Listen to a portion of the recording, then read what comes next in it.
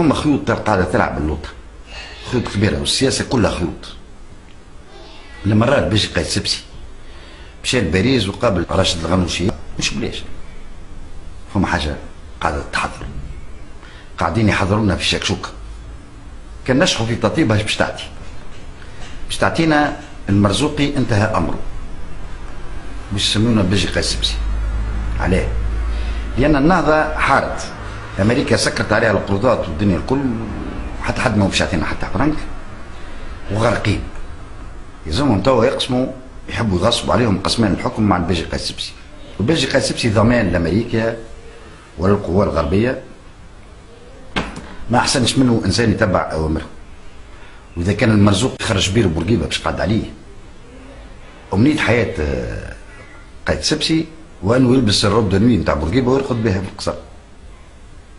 والباجي قايد سبسي الناس يقولوا لي لا، ما هو قال مش مرشح نفسه، هي عنده الحق، راهو داهيه، يعرفنا الناس باش ننتخبوا، يعرفوا الامور ما بين امريكا وقطر وفرنسا، يعرفوا، عارف فاهم، وانه الشعب هذا يولى عليه، فاهمها مليح. راهو ذيب،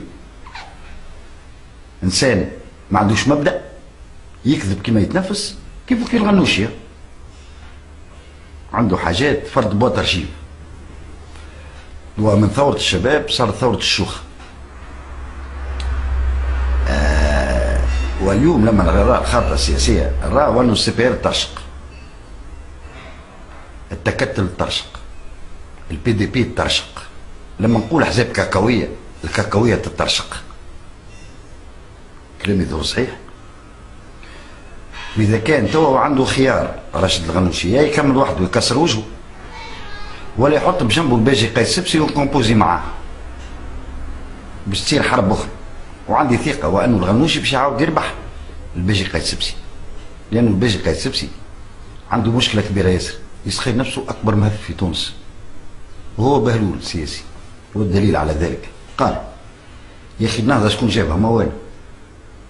توا باش يرجع لهم ما كان نسبي روفانشار، ولكن الغنوشي باش يعاود يبلع، وخايف على تونس، لان النهضه تحكم في تونس نهائيا بسي الباجي المثخ.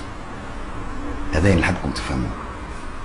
وليزاستر بوليتيك، خاطر فما سياسه خارجيه في العالم، فما الجزائر الانتخابات مثلا تاع الجزائر تخدم باجي قايد سبسي، لانه بوتفليقه قوى حكمه، وبوتفليقه اصحاب ياسر هو الباجي.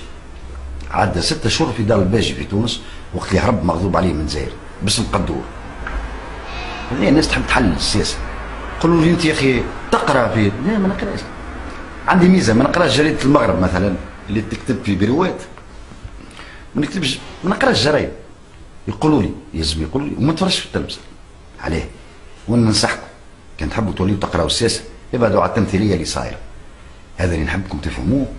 هذا امر مش مؤكد ولكن ماشيين في طريقه. وعندي مشكله معناتها ما نجمش نخبي عليكم. تقولوا لي انت وين؟ انا وين؟ والله ما عندي حتى بلاصه.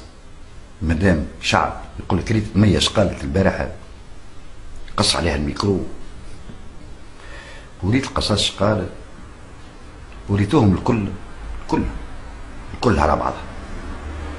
لما تفهم وانهم جاوا رابن عليه وسرقوا لكم حاجه ملككم اسمها ثوره، وقتها تطرون ينوي. والسلام عليكم ورحمه الله وبركاته.